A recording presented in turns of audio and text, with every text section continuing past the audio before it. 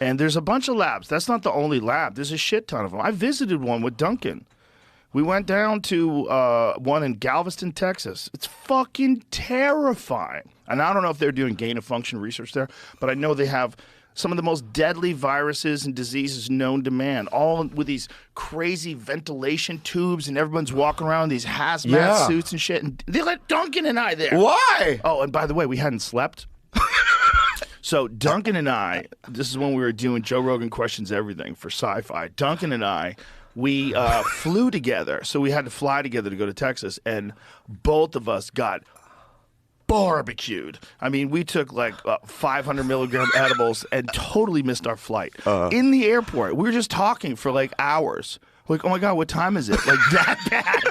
And they're like, this flight's gone. That flight's gone. Like, oh no. Yeah. So the next flight we had to take place was like 5 in the morning, and it got us there right before we were supposed to film. So we literally stayed up all night, flew in. I think we got a hotel for 1 hour. I think we actually got a hotel for 1 hour. Yeah. And then we flew, woke up in the morning, and just got in the car rather, and just went straight to this lab. So we're delirious. We're still probably high. And we're in this crazy bio lab where they have Ebola. Wow. They have everything. They have, you name it, they've got it. Everything that kills everybody.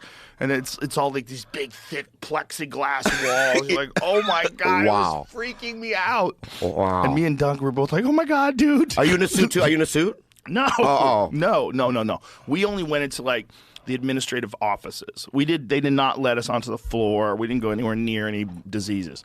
They just let us through but the doctor scared the fuck out of me, because what he was saying to me is because our piece was all on bioweapons. And one of the things that I interviewed this guy who was formerly from the Soviet Union. I believe it might have been Ukraine. I think it was Soviet Union. And when he left, he was saying that they at one point in time had literal vats of anthrax. Just like a giant fucking swimming pool filled with anthrax. He said they had so much of it. Like bioweapons were a big part of the strategy. Like if everything goes fucked, if we just decide to start killing each other, if we decide to start nuking each other, that was one of the things they were going to do. Did they use anthrax and Nam? I don't believe so. What's Agent Orange? The same thing? No. Oh, Agent Orange is a defoliation. It's Agent Orange. They would spray on the plants so they could find the people in the jungle. Is it orange? That's a good question. Like if I saw it? Right. That's a good question. Why orange? Right. Why not yellow? I don't know what it looks like. There was another word for it, right? What was the other word for Agent Orange? There's like a technical term. Because if they use it in Vietnam, they should just call it Agent Yellow.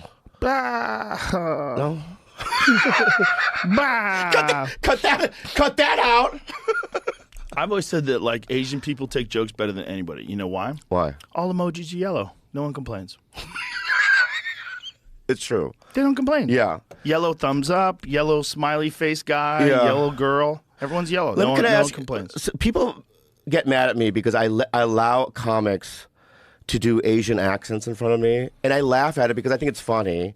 But then people think that I'm like like an Uncle Chang. You know what I mean? Right. Listen. First of all, those people are all your friends, and friends mock each other all the time. Yeah. My friends mock me for being short. They mock me for being bald. They mock me for being old.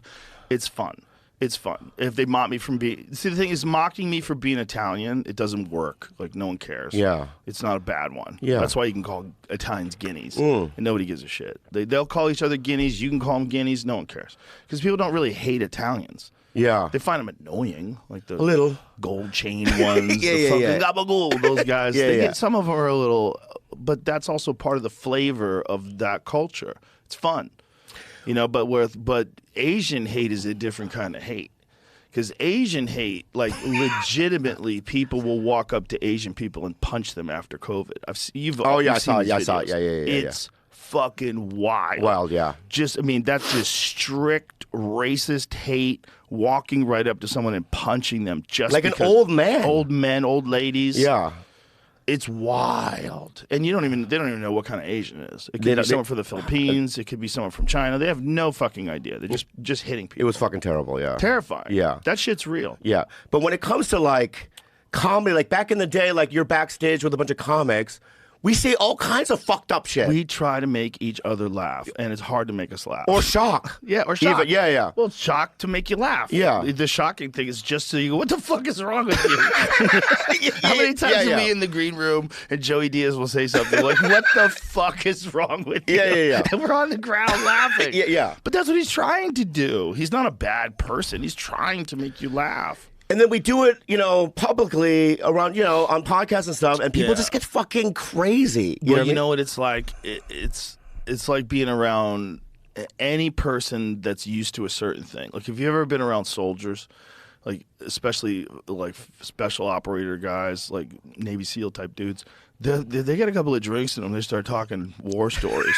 Yeah. Holy shit. Yeah. They're funny. They're funny stories about people getting blown up. Yeah. Like, they have funny stories about it. And guess what? You can't bring that up at the fucking PTA meeting. You can't. Where are you gonna? You have to be around like-minded people that understand those kind of experiences to be able to talk about them. Cops. Some of the cops I know have the most fucked up senses of humor. Yeah. They've seen so much.